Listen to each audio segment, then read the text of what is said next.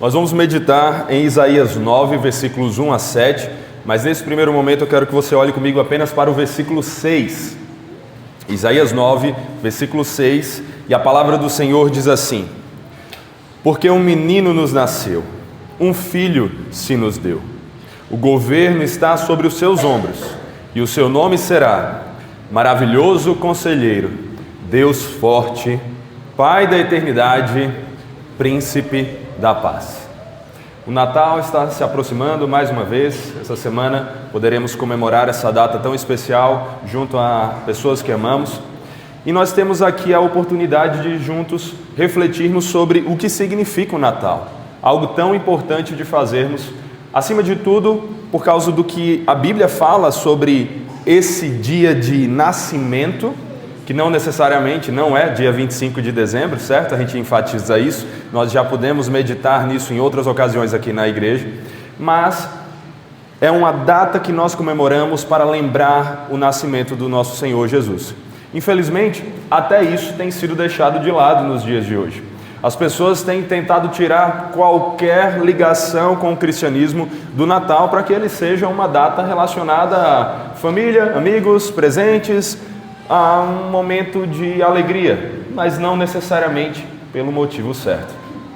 Porém, nós como cristãos, nós temos que entender a razão dessa data ter qualquer significado, ou de qual a importância de nós falarmos de um Natal.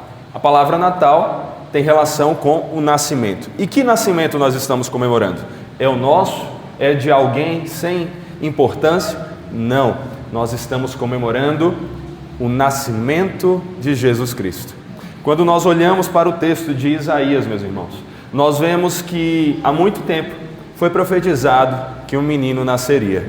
Mas esse menino não era qualquer menino. Ao mesmo tempo que era uma criança, era também o Deus forte.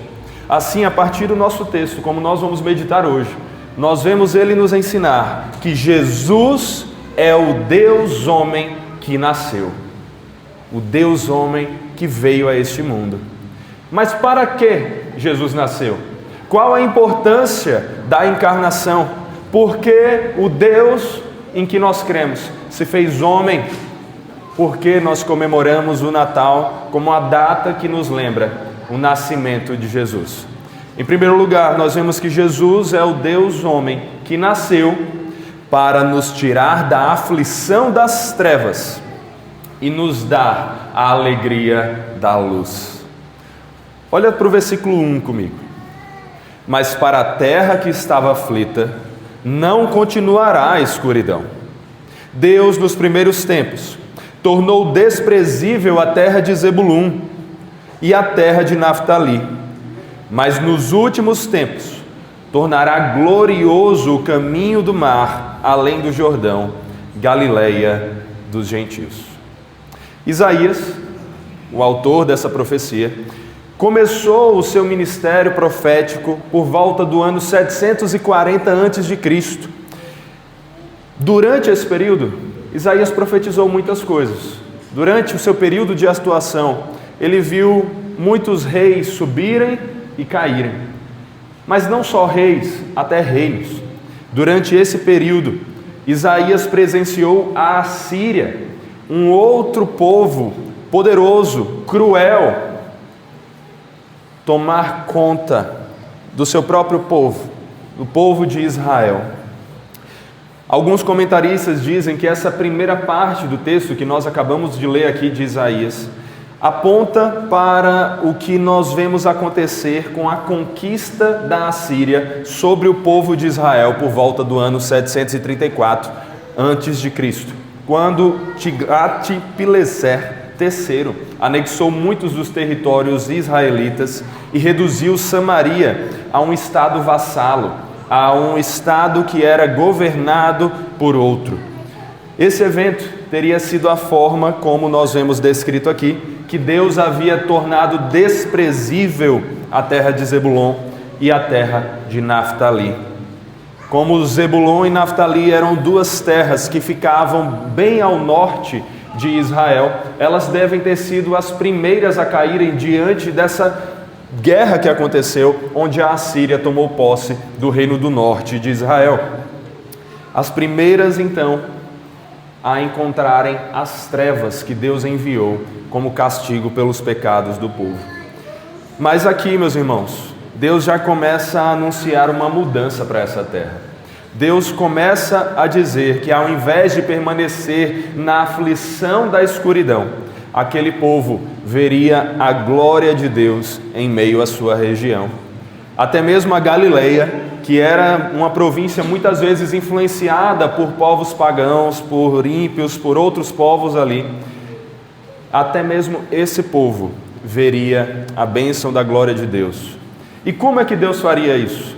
Como Deus tornaria glorioso esse caminho e essa região?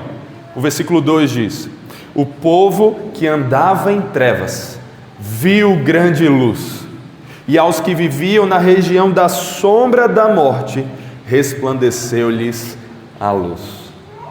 Se você olhar comigo para o último versículo do capítulo anterior, do capítulo 8, você vai ver no versículo 22 de Isaías 8, dizendo: olharão para a terra, e eis aí a angústia, escuridão e sombras de ansiedade, e serão lançados em densas trevas.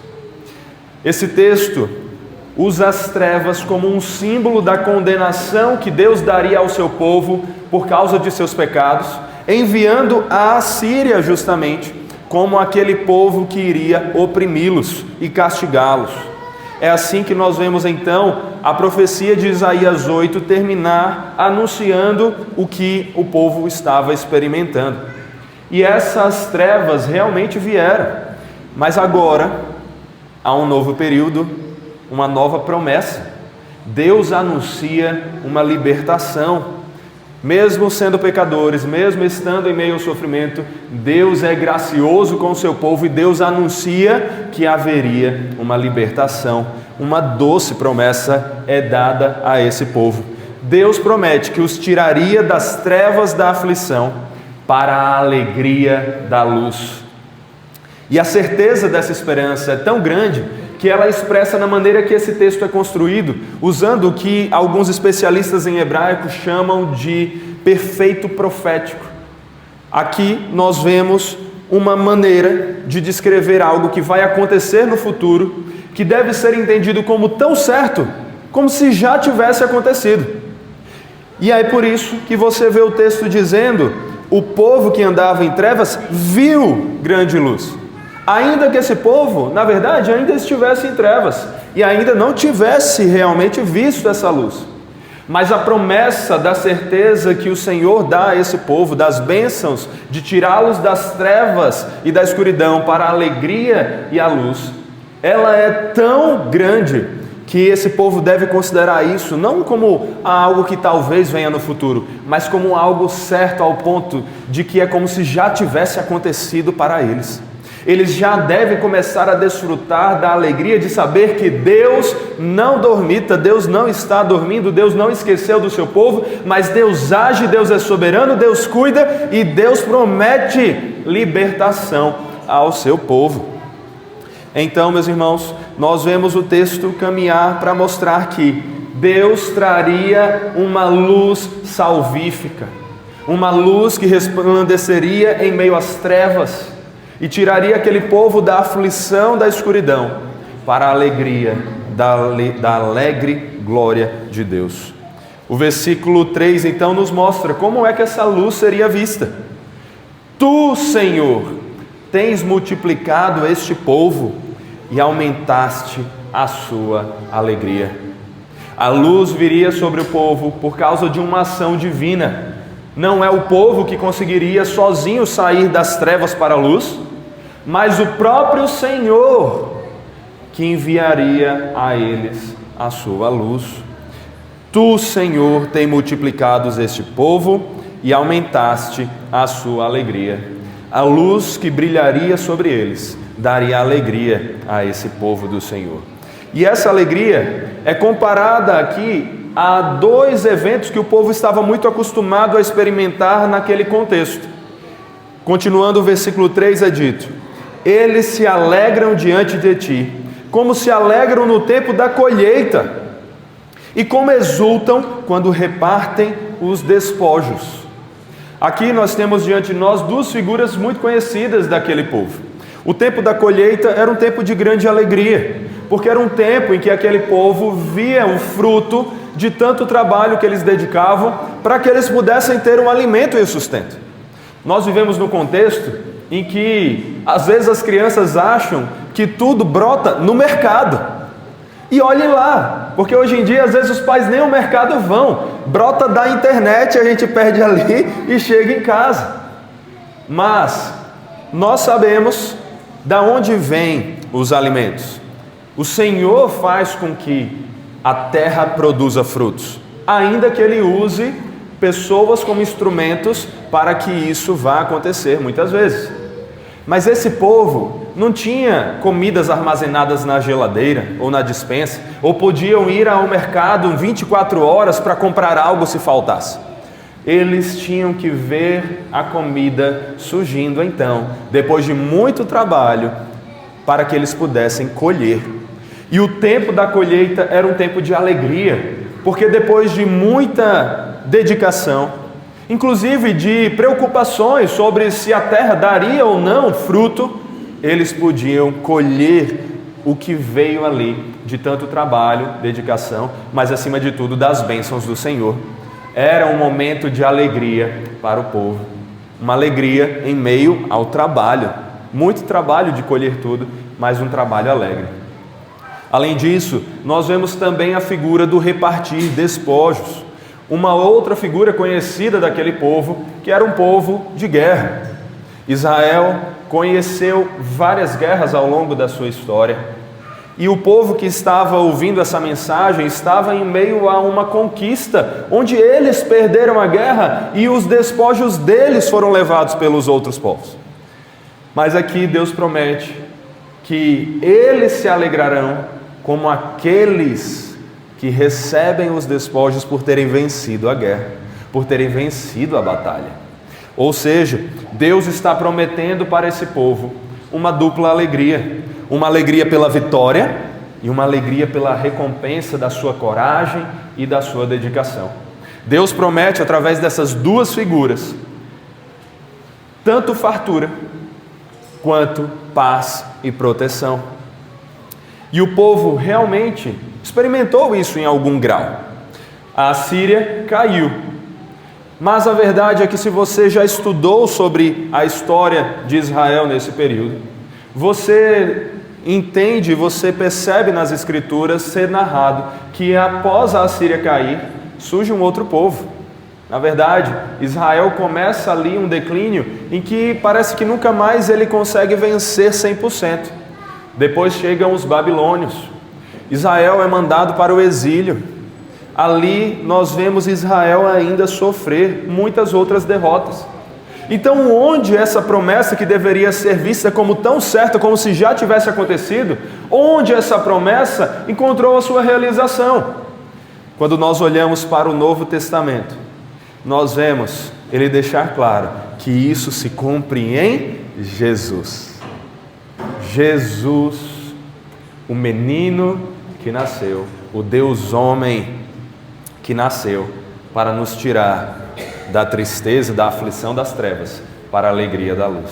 Em Mateus 4, versículos 12 a 17 está escrito: ao ouvir que João tinha sido preso, Jesus voltou para a Galileia e, deixando Nazaré, foi morar em Cafarnaum, situada à beira-mar, na região de Zebulon e Naftali.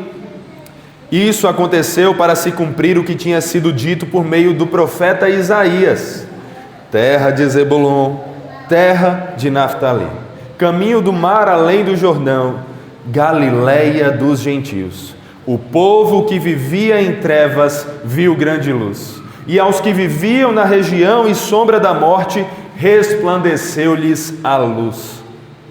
Daí em diante, Jesus começou a pregar e a dizer: arrependam-se, porque está próximo o reino dos céus. O evangelista Mateus deixa claro que é quando Jesus chega na região de Zebulon e Naftali que aquele povo que vivia em trevas vê grande luz. Vê grande luz porque o Salvador estava entre eles. A luz do mundo estava entre eles e estava anunciando a luz do Evangelho que tira as pessoas das trevas para a luz. Jesus, então, é o cumprimento dessa profecia feita tantos anos antes por Isaías. Como João disse, Jesus é a luz do mundo. Em João 1, versículos 1 a 9 está escrito: no princípio era o Verbo, e o Verbo estava com Deus, e o Verbo era Deus. Ele estava no princípio com Deus. Todas as coisas foram feitas por Ele, e sem Ele, nada do que foi feito se fez. A vida estava nele, e a vida era a luz dos homens. A luz resplandece nas trevas, e as trevas não prevaleceram contra ela. Houve um homem enviado por Deus, e o nome dele era João. Este veio como testemunha para testificar a respeito da luz, para que todos viessem a crer por meio dele. Ele não era luz, mas veio para dar testemunho da luz, a verdadeira luz, que vinda ao mundo, ilumina toda a humanidade. Jesus é essa luz. O próprio Jesus disse: eu sou a luz do mundo.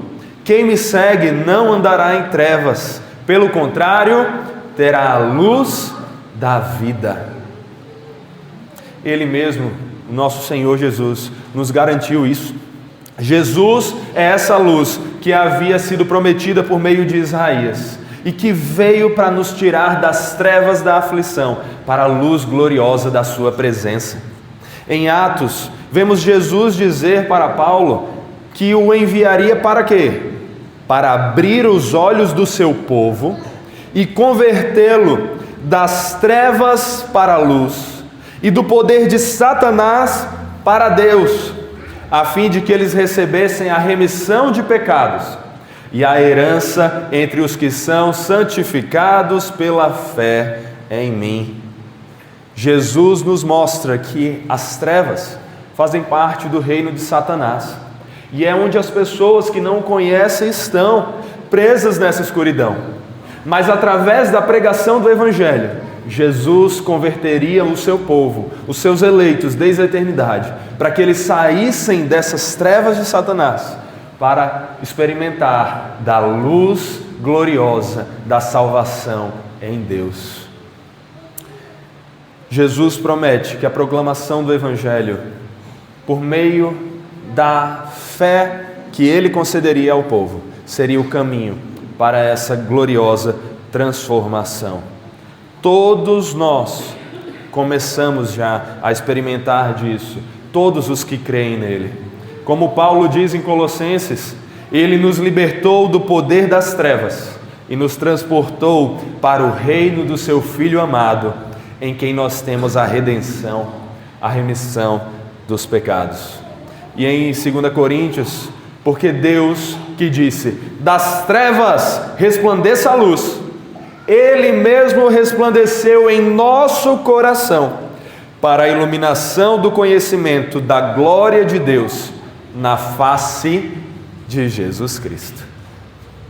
Jesus é a luz do mundo, a luz prometida, o Deus homem que nasceu para nos libertar das aflições das trevas, para nos levar à alegria da luz.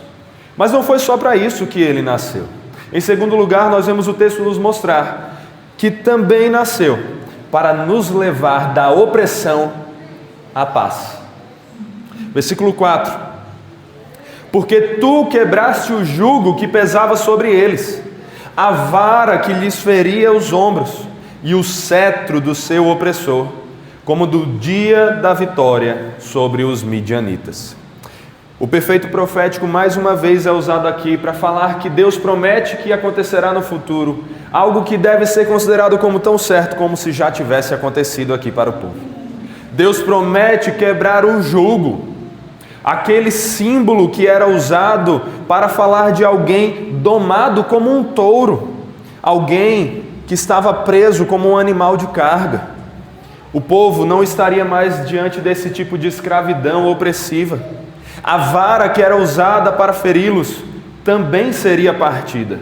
E até o cetro do poder, um símbolo do poder real, da realeza, que era o símbolo usado para falar da Assíria como governando o povo de Israel, até esse cetro seria destruído, o poder do inimigo seria destruído, tudo aconteceria como no dia da vitória sobre os midianitas. A vitória aqui que é uma referência a quando Gideão derrotou os midianitas, não pela sua força, mas pela ação milagrosa de Deus, para mostrar que era Deus que agia e não o braço do homem que tinha força para resolver os seus problemas. Semelhantemente é o que Deus está prometendo aqui. Não vai ser pela força do homem que Israel ou o povo do Senhor encontraria libertação, mas pela ação soberana de Deus. Por isso no versículo 5 ele continua e fala: porque toda bota com que o guerreiro anda no tumulto da batalha e toda roupa revolvida em sangue serão queimadas, servirão de pasto ao fogo. A bota do guerreiro e as roupas cheias de sangue, dois símbolos das batalhas e da ausência de paz. Deus promete que essas duas coisas se tornariam tão inúteis que elas serviriam apenas de lenha para a fogueira, não teriam utilidade, porque não haveria mais necessidade de guerreiros, muito menos a presença de sangue derramado. O que ele promete aqui é paz, paz verdadeira para o seu povo. E novamente, meus irmãos, nós vemos, sim, a Assíria, o opressor da época em que esse texto é escrito, foi derrotado, mas o povo de Deus ainda lutou e enfrentou muitas outras batalhas, guerras, sangue derramado, guerreiros andando em meio ao tumulto com suas botas de guerra. Então, onde é que essa promessa encontrou o seu cumprimento? Mais uma vez, Jesus. Jesus é aquele que traz a verdadeira paz prometida aqui. Como Paulo disse lá em Efésios 2, versículos 13 a 18. Mas agora, em Cristo Jesus, vocês que antes estavam longe, foram aproximados pelo sangue de Cristo, porque Ele é a nossa paz. De dois povos Ele fez um só, e na sua carne derrubou a parede de separação que estava no meio, a inimizade.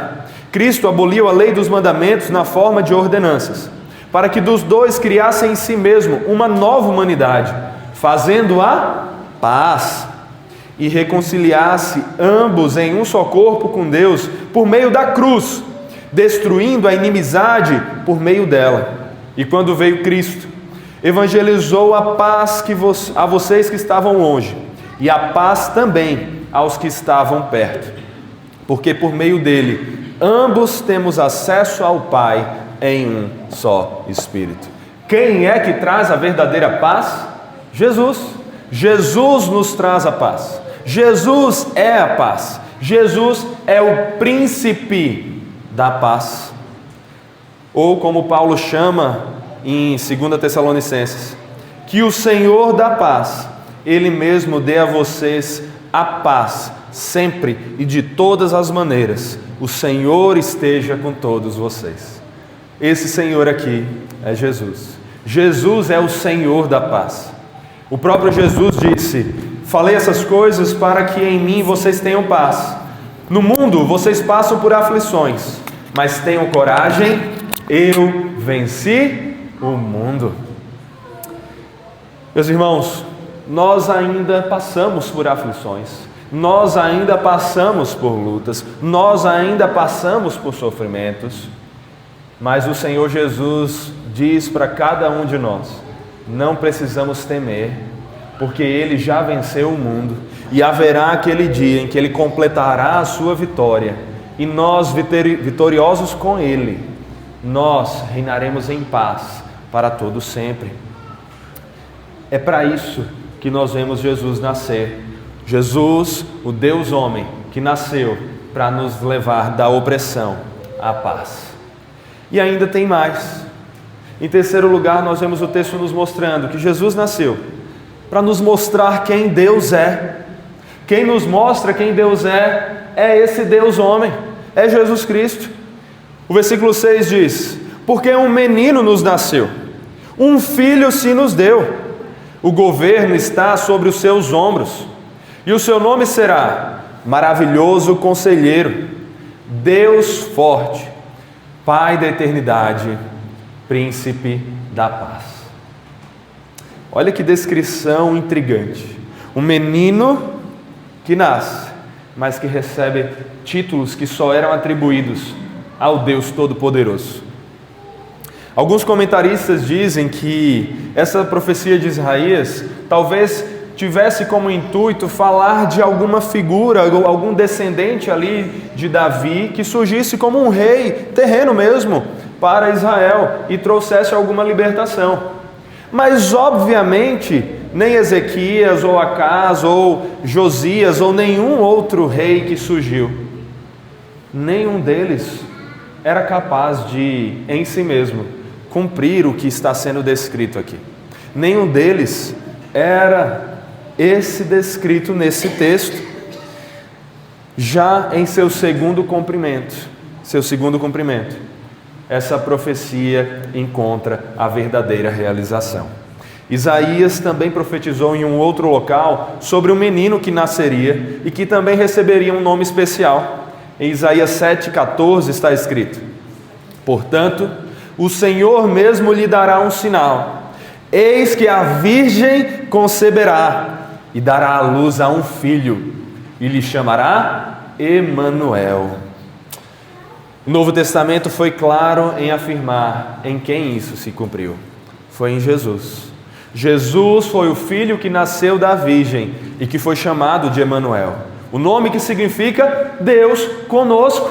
Jesus nasceu para que Deus estivesse ali conosco. O Deus transcendente, maior do que toda a criação, se fez imanente, se fez presente de forma super real ao encarnar em seu Filho e andar entre o seu povo. Jesus é esse Deus conosco, o menino que encarnou Deus, esse menino que nos nasceu, esse Filho que se nos deu. Ele é o próprio Deus soberano. Veja o que é dito sobre ele em Isaías 9,6. O governo está sobre os seus ombros.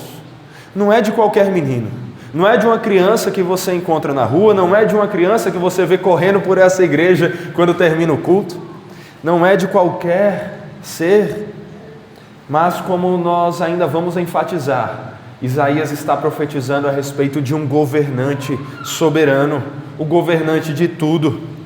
Esse governante iria carregar o fardo da responsabilidade sobre os seus ombros e governar com autoridade sobre todas as coisas. Isaías ainda diz mais no versículo 6: e o seu nome será Maravilhoso Conselheiro, Deus Forte, Pai da Eternidade, Príncipe da Paz. Comentando sobre esses títulos, a Bíblia de Estudo da Herança Reformada diz: esses quatro títulos refletem sua divindade e obra graciosa como mediador. Maravilhoso Conselheiro, revelador extraordinário da sabedoria divina, de quem Salomão era uma sombra. O Deus poderoso, Deus o defensor poderoso, uma frase que era usada somente para o Senhor Deus.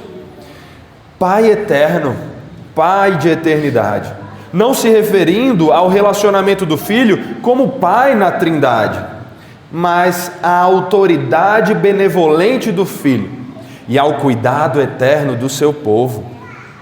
O Príncipe da Paz, não um rei à espera, mas o principal governante e administrador da paz. Sua obra de reconciliar pecadores em harmonia com Deus e uns com os outros. É isso que nós vemos aqui diante de nós. A palavra maravilhoso aqui é a mesma palavra usada para falar de milagres. Aquele que é capaz de fazer coisas extraordinárias, milagrosas. Ele nasceu para ser ensinado como uma criança, mas era o maravilhoso conselheiro, o Deus onisciente. Ele nasceu como um frágil bebê, mas ele é o Deus forte. Como ele mesmo disse, eu e o Pai somos um.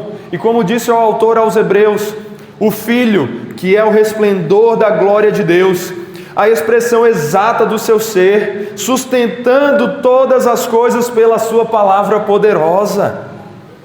Ele nasceu, mas ele é Pai da eternidade.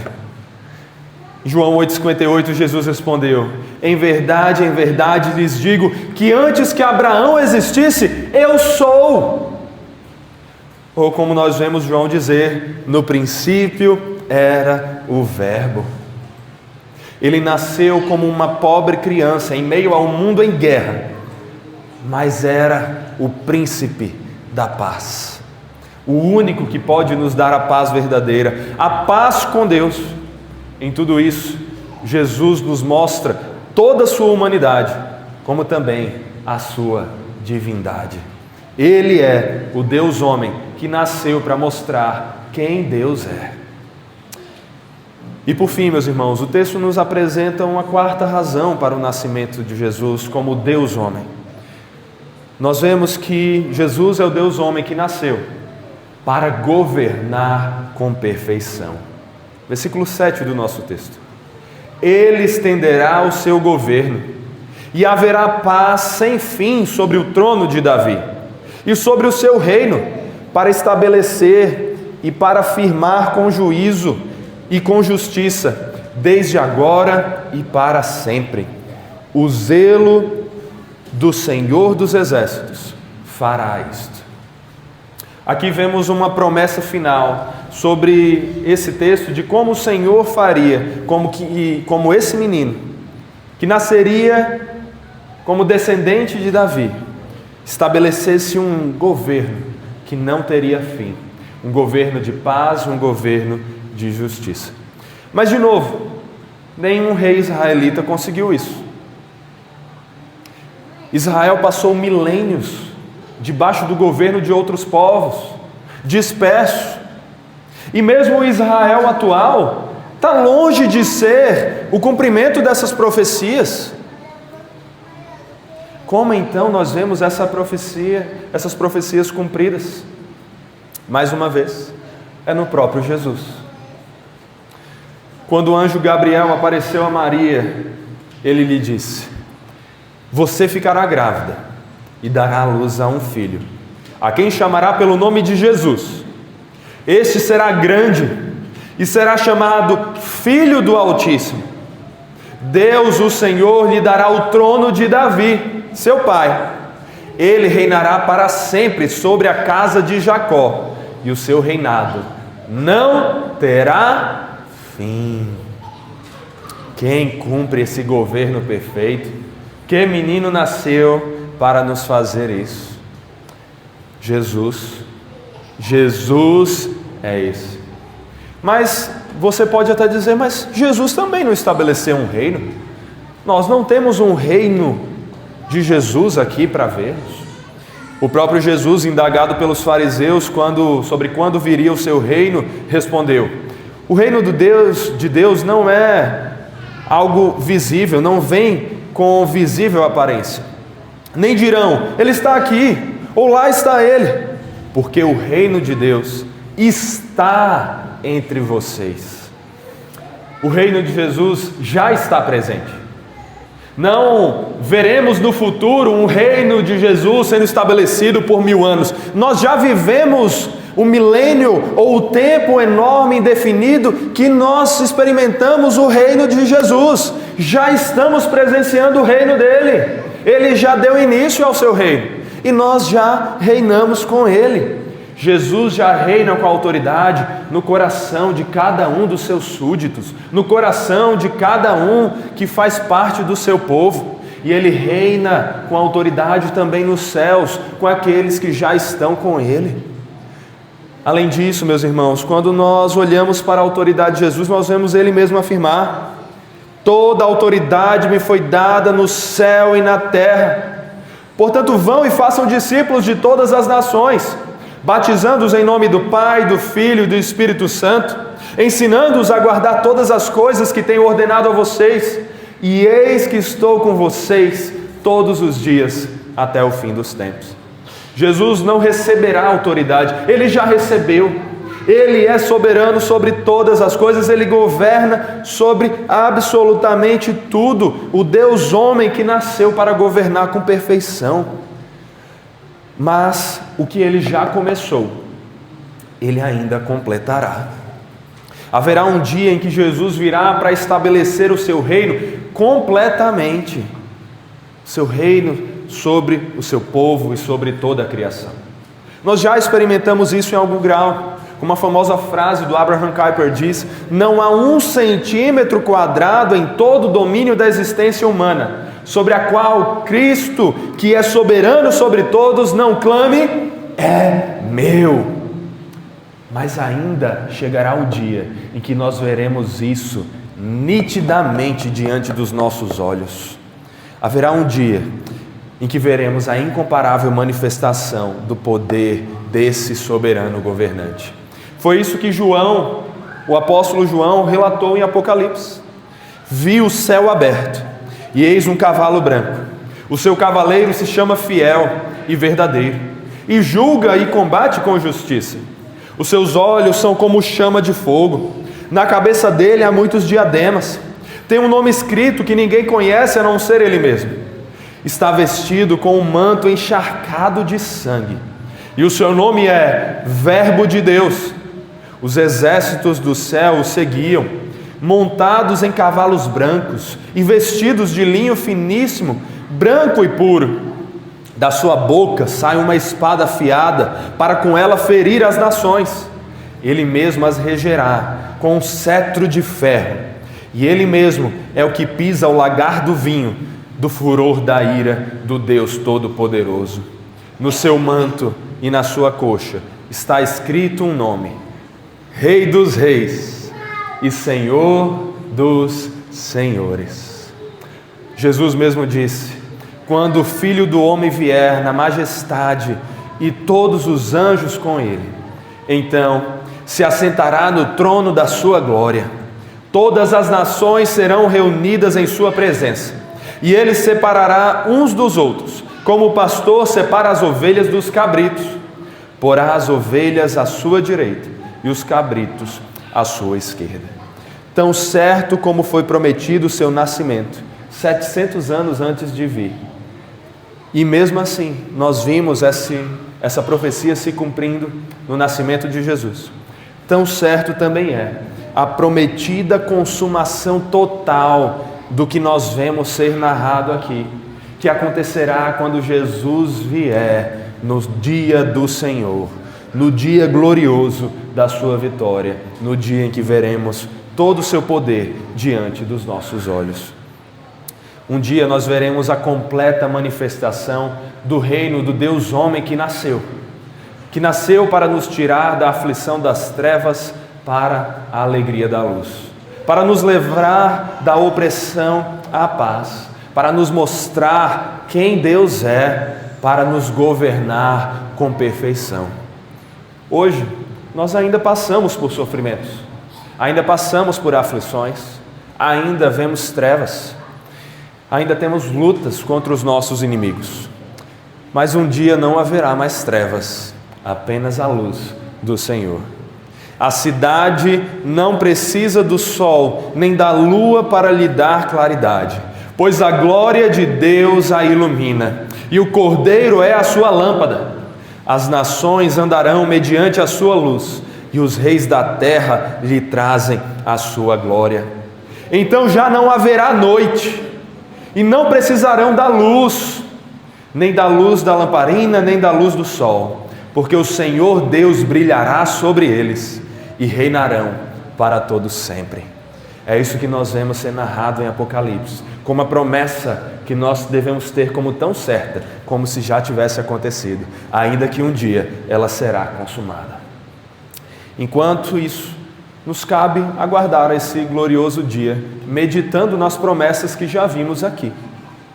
Jesus disse: eu vim como a luz para o mundo, a fim de que todo aquele que crê em mim não permaneça nas trevas. Onde você está? Nas trevas ou na luz? Ele também disse: quem nele crê não é condenado, mas o que não crê já está condenado, porque não crê no nome do unigênito Filho de Deus. A condenação é esta: a luz veio ao mundo, mas os homens amaram mais as trevas do que a luz, porque as suas obras eram más. Pois todo aquele que pratica o mal detesta a luz e não se aproxima da luz, para que as suas obras não sejam reprovadas. Quem pratica a verdade se aproxima da luz, para que as suas obras sejam manifestas, porque são feitas em Deus. Em quem você tem crido? Quem você tem amado? Quais obras você tem feito? Se você caminha nas trevas, você caminha para a condenação. Se as suas obras são más, é na condenação das trevas que você encontrará o seu fim. Mas Jesus nos diz mais por meio do seu apóstolo João. Em sua primeira epístola, João diz: a mensagem que dele ouvimos e que anunciamos a vocês é esta: Deus é luz e nele não há treva nenhuma.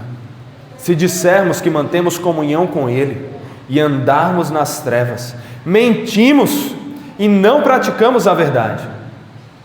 Se andarmos na luz, como ele está na luz, mantemos comunhão uns com os outros, e o sangue de Jesus, seu Filho, nos purifica de todo pecado.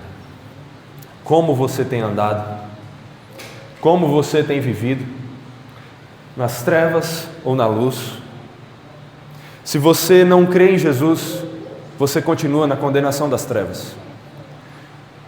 Se você não vive como quem realmente crê em Jesus, você continua na condenação das trevas. E não há nada pior do que isso. E assim como aqueles que estão em Cristo começaram a experimentar a alegria da luz, mas ainda verão algo muito superior, aqueles que estão nas trevas da condenação já começam a experimentar da dor da condenação, mas um dia enfrentarão ela num nível incomparavelmente pior. Não permaneça na condenação das trevas. Se arrependa hoje dos seus pecados. Abandone os seus pecados de estimação. Quais são os seus pecados de estimação? Quais são aqueles pecados que você, ao invés de mandar embora, você acaricia e toma cuidado e deixa ali do seu lado? Quais são aqueles pecados que você não abandona, mas só justifica e tenta dizer: não, mas é porque todo mundo peca. Não, mas cada um tem os seus pecados. Não, mas é difícil abandonar isso. Não, mas Deus me entende. Enquanto que o próprio Deus em sua palavra já disse: aqueles que permanecem andando nas trevas mentem quando dizem que estão em comunhão com Deus. Abandone os seus pecados. E eu não estou falando só de pecados grandes, dos pequenos também. Eu estou falando de mentiras, eu estou falando de inveja, eu estou falando de rancor, de falta de perdão, eu estou falando de desejo faccioso, de luxúria, de pecados que às vezes não se manifestam, parecem não causar nenhum mal a outra pessoa, mas estão podres ali no seu coração. Quais pecados você tem mantido ao invés de abandonar? Eu espero que Deus esteja falando ao seu coração, fazendo você pensar em cada um deles. Mas que você, pelas forças da luz gloriosa libertadora de Jesus, você se arrependa desses pecados e na luz dele encontre o que precisa para viver nos caminhos de Deus. Se arrependa hoje mesmo, ou então as condenações das trevas serão o seu fim. Agora, se você buscar o Senhor, a palavra diz: todo aquele que o invocar será salvo. Todo aquele que buscar a luz da glória de Deus, pela fé haverá. E nessa gloriosa luz encontrará a salvação e a alegria de desfrutar da presença de Deus. Como está o seu coração? Triste, depressivo, desanimado, cercado por trevas? Ou alegre por saber que seu Redentor vive e Ele vive com você até o dia em que você viverá com Ele eternamente em alegria infindável? O único caminho para você desfrutar dessa alegria, dessa luz, é olhando para aquela palavra que nos mostra a luz, que é a luz. Como nós sabemos, lâmpada para os nossos pés é a palavra de Deus e luz para os nossos caminhos. Como você tem olhado para essa luz na sua vida? O quanto em meio às trevas e preocupações do seu dia a dia, você para olhar para a luz na palavra. O quanto, quando você se vê cercado por tristezas, é aqui que você encontra a luz para alegrar o seu coração, porque ela é que é a luz para os caminhos, porque ela apresenta essas promessas que nos apontam para aquele que é a luz. Como tem sido a sua vida de meditação na luz? Não adianta dizer que eu sou da luz, eu amo Jesus, se você não tem vida com a palavra que Ele mesmo deu, para que você visse a luz das suas promessas e aguardasse firme e alimentado por causa delas. Como tem sido a sua vida diária de meditação na palavra de Deus? Isso não é farisaísmo falar que você precisa ler a palavra. Pelo contrário, é graça. Porque é essa palavra que é a manifestação das promessas graciosas de Deus para nós. Ela aponta para essa manifestação que nós vemos em Jesus. Então, como tem sido a sua caminhada, enchendo o seu coração da alegria que você só vai encontrar alimentado pela palavra que te aponta para Jesus. Se você tem andado triste, você precisa olhar mais para essa palavra, para que ela mostre mais a você a beleza da gloriosa luz do Senhor, e nela você se alegre. E então, iluminado por essa palavra, iluminado pelo Deus da palavra, você possa ser então aquele que reflete a luz no mundo. Jesus disse: eu sou a luz, mas Ele disse também: vocês são a luz do mundo.